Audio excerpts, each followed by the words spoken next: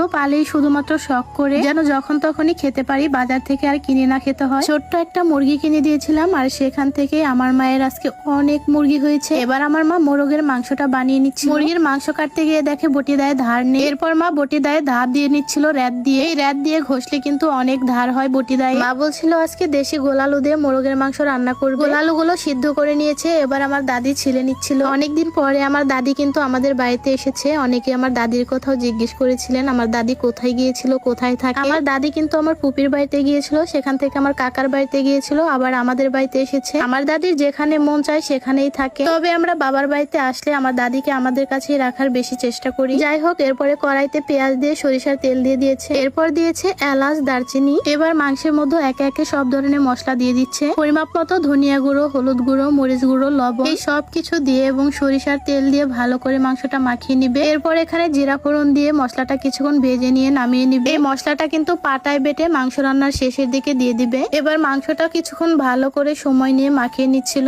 আমার মা আজকে সরিষার তেল দিয়ে রান্না করতেছে। এই সরিষার তেল কিন্তু আমাদের বাড়িতে নিজেদের সরিষা ভাঙিয়ে বানানো হয়েছে, একদম খাঁটি সরিষার তেল। কড়াইতে মাংস দিয়ে এবার কিছুক্ষণ কষিয়ে নিবে। দেশি মোরগ সেহেতু সময় নিয়ে কষাতে হবে। অনেকক্ষণ সময় নিয়ে কষিয়ে নিচ্ছিল। দেশি মোরগের মাংস একটু বেশি শক্ত হয়ে থাকে, তাই সময় নিয়ে কষাতে হয়। আর আমার ছেলেটা মাংস একটু শক্ত থাকলে খেতে চায় না, তাই আজকে মা একটু নরম করে মাংস রান্না করছিল। মাংসটা কষানো হয়ে গেলে এর মধ্যে দিয়ে দিল দেশি গোলালু। আলু দিয়ে মাংসটা আবার কিছুক্ষণ কষিয়ে নিচ্ছিল। কষানোটা হয়ে গেলে এর মধ্যে পরিমাপ মতো ঝোল দিয়ে দিল মা। একদিকে মাটির চুলায় রান্না করছিল, আরেকদিকে পাটায় মা মশলাগুলো বেটে নিচ্ছিল। আপনারা কারা কারা এইভাবে রান্না করেন সবাই কিন্তু কমেন্ট করে বলে যাবে। এই যে এই বাটা মশলাটা রান্নার শেষের দিকে দিয়ে দিবে যখন বলক উঠে আসবে। এই বাটা মশলাটা যে কোনো মাংসতে দিলেই অনেক বেশি মজা লাগে খেতে। এই মশলাটা দেওয়ার পরে কিছুক্ষণ ঢাকনা দিয়ে নিভু নিভু চুলায় ঢেকে রাখবে। এইদিকে তো আমার ছেলেটা বাটি নিয়ে দাঁড়িয়ে আছে, বলতেছে নানু আমাকে এক টুকরো মাংস দাও। আর আমার মা তো আমার ছেলের জন্য রান রেখে দিবে, রানটা উঠিয়ে দিচ্ছিল। ভাতটা আগে রান্না করে নিয়েছিল, এরপর আমি ভাতটা ঘরে নিয়ে গেলাম আর আমার ছেলেকে খাইয়ে দিচ্ছিলাম। এদিকে তো দুপুরের খাবারের টাইম হয়ে গিয়েছে আর তরকারি রান্নাও শেষ। আমার মা এখন তরকারিটা ঢেলে নিচ্ছে। তরকারিটার কালার কত সুন্দর হয়েছে দেখেন। বাড়িতে শখ করে মুরগি পালে বলে দেখেন যখন তখনই আমরা খেতে পারি। দেশি মুরগি আমাদের কিনে খেতে হয় না। মা আজকে পিঠাও বানাতে চেয়েছিল কিন্তু আমি না করেছি। আজকে আর পিঠা বানাতে হবে না, আজকে এই মাংস দিয়ে গরম গরম ভাতই খাবো।